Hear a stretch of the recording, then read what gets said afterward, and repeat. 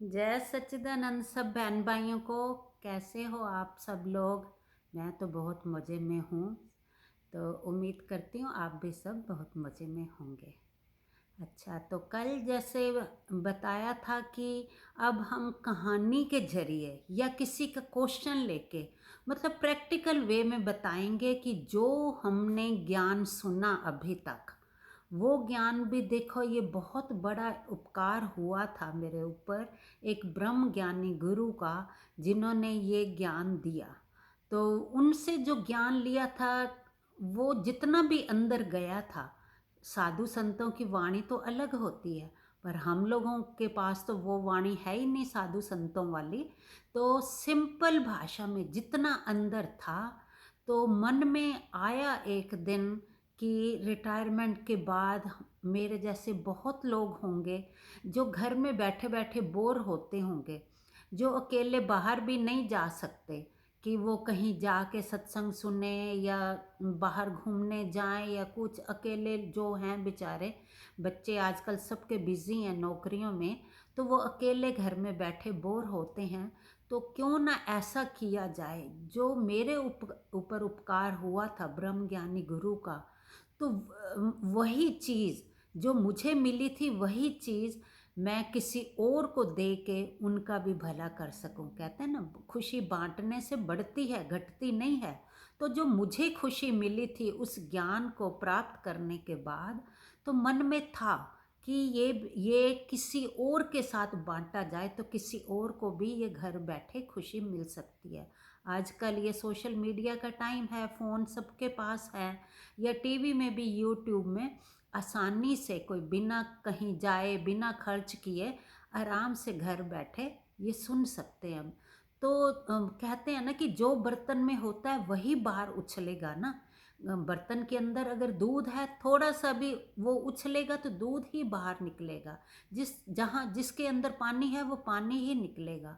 तो इसलिए जिसके अंदर दुख ही दुख होगा, उसके अंदर से उससे बात करोगे तो दुख ही, वो दुख वाली बातें ही बताएगा, क्योंकि वो खुद दुखी है। और जो खुद खुश है, जिसके अंदर खुद सुकून है, वो दूसरों को भी सुकून ही देगा, सुकून की बातें ही बताएगा। क्योंकि अंदर जो है वो बाहर निकलता, वो बाहर झलकता है।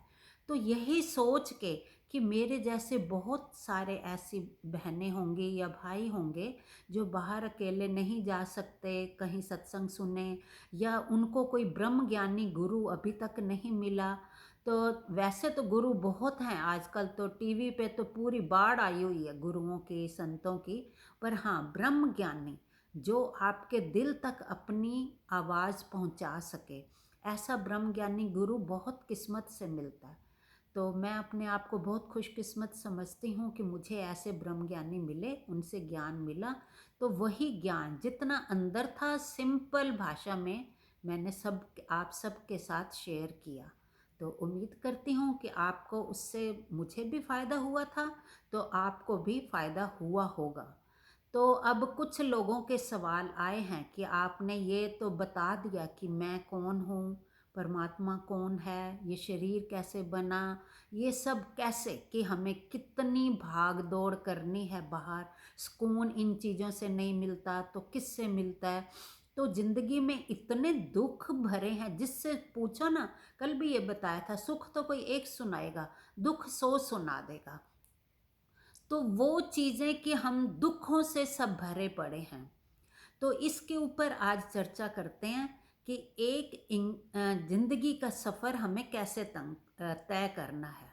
एक तो हिंदी का शब्द है सफ़र, सफ़र मीन्स जर्नी, कि हमें ज़िंदगी की जर्नी कैसे तय करनी है, कैसे बितानी है।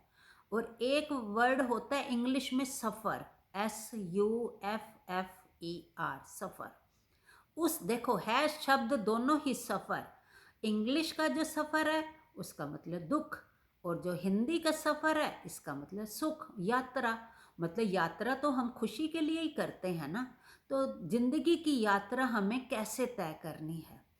ज़िंदगी की यात्रा भी देखो है अंदर वही परमात्मा। परमात्मा ने ये मज़े लेने के लिए ही तो ये सृष्टि रची थी ना, शरीर बनाए थे, तरह तरह के आकार बनाए थे, पेड़ पौधे, फल फूल, इंसानों के शरीर, जानवरों के, पशु पक्षियों के, पानी के जीव जंतुओं के, ये सब शरीर बना के वो इन पांच तत्वों को भोगने के लिए उसने ये सृष्टि की रचना की। तो अब वो सृष्टि बना के मजे लेने के लिए ही उसने अपनी यात्रा शुरू की थी ना, है तो वो वही एक ही। उसी ने इसी ये सृष्टि बना के मजे लेने चाहे थे ना। तो जिंदगी का सफर भी ऐसे ही है, क्योंकि अंदर से अंदर तो मैं वही हूँ ना, वही एक, जो एक परमात्मा सर्वव्यापक है, वही हूँ ना मैं अंदर। तो जिंदगी की यात्रा खुशी के लिए ही ये सारे रूप धरे थे। तो इंसान का रूप जब धरा अंदर वाले परमात्मा ने, तो खुशी का सफ़र, खुशी से सफ़र तय करने के लिए ना, कि ये शरीर धारा है तो इस शरीर के जरिए मैं बहुत कुछ करूं, हर चीज़ का स्वाद लूं, हर चीज़ को भोगूं। तो वो खुशी के लिए लिया था। तो ये ज़िंदगी का जो सफ़र है, ये खुशी खुशी ही बिताना चाहिए, बीतता भी है। हाँ, इंग्लिश वाला जो सफ़र है वो सफ़र करना मतलब दुखी होना। तो हम अगर खुशी से ज़िंदगी जीना चाहें तो हम बहुत अच्छे से ज़िंदगी जी सकते हैं। सफ़र करना मतलब दुख। एक बार किसी माता जी से मेरी बात हुई कि माता जी ने बताया कि हम सारे तीर्थों पे गए। तो पूछा कि माता जी आप दिखे नहीं बड़े दिन से। तो बोला कि हाँ, मेरे को ना बच्चे ले गए थे सब तीर्थों की यात्रा कराने। मैंने कहा ये तो बहुत अच्छी बात है कि तीर्थ स्थानों पे आप यात्रा करने गए थे। कहते हैं हाँ। तो मैंने कहा कैसे रहा सफ़र? कहते हैं बहुत अच्छा, इस बार तो बहुत अच्छा रहा। इतनी बात करते करते ना उनकी आंखों से आंसू गिरने लगे। तो मैंने कहा माता जी क्या हुआ, आप तो यात्रा करके तीर्थ स्थानों की यात्रा करके आए हो, तो दुखी क्यों हो रहे हो, क्यों आंसू क्यों बह रहे हैं? नहीं क्या बताऊं मैं, पिछले साल हम गए थे ना, पिछले साल भी हम गए थे, तो तब तो बहुत परेशानी हुई थी, बहुत दुख हुआ, अच्छे से दर्शन भी नहीं करके आए, रास्ते में ट्रैफिक जाम था, बस में इतनी भीड़ थी, गाड़ी में इतनी भीड़ थी, बड़ी मुश्किल से टिकटें मिली, धक्कम धुक्कम खा के हम वहाँ पहुँचे, वहाँ भी इतनी भीड़ थी, तो अच्छे से दर्शन भी नहीं कर सके। तो मैंने कहा इस बार तो हुए ना? हाँ इस बार तो अच्छे से हुआ। तो वो माता जी को सुन के बहुत हैरानी हुई कि पिछले साल परेशानी हुई थी, पिछले साल अच्छे से दर्शन नहीं हुए थे, पर इस साल तो हुए ना। उस चीज का गम आज क्यों मना रहे हो? आज तो तुम्हारे पास सब अच्छा हुआ ना, आज तो तुम्हारे साथ अच्छा हुआ ना, तो पिछला क्यों याद करके रो रहे हो? आंखों से आंसू बह रहे हैं। तो यही कल बताया था ना कि आंखें, कोई सोचे कि हाँ आंख, अगर तुम्हें ज्ञान है तो तुम क्यों रोते हो, तुम्हें कोई दुख होता है तो क्यों रो पड़ते हो?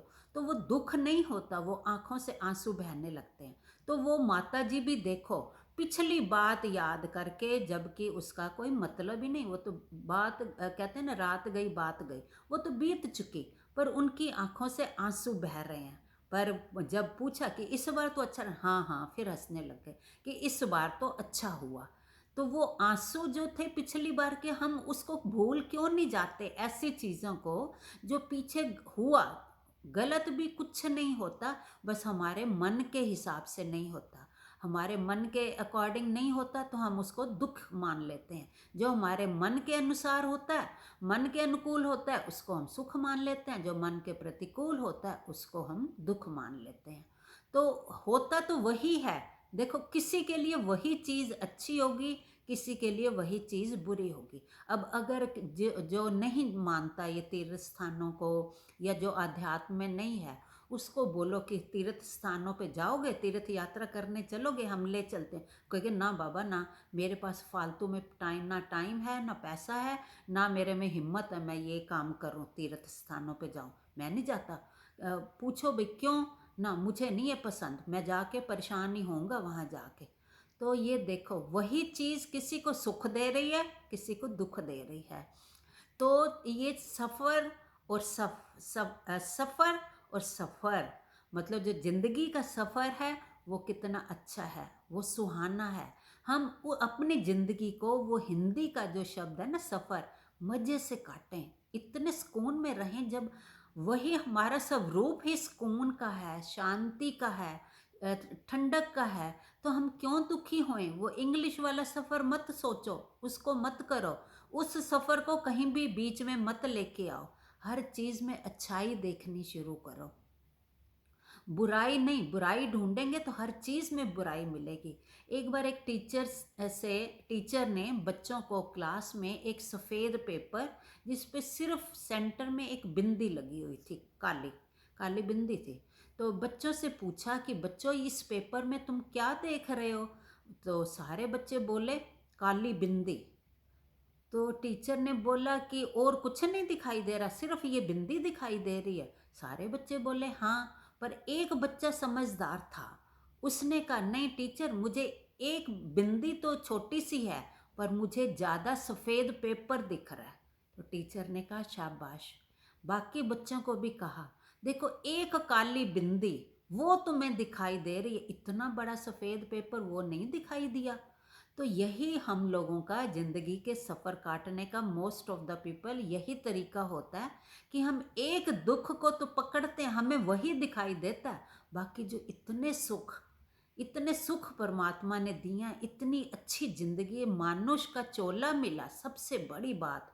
मानुष का चोला इतना महान, इसको क्यों महान माना गया कि जब जब परमात्मा ने अवतार लिया ना, तो मानुष चोले में ही लिया।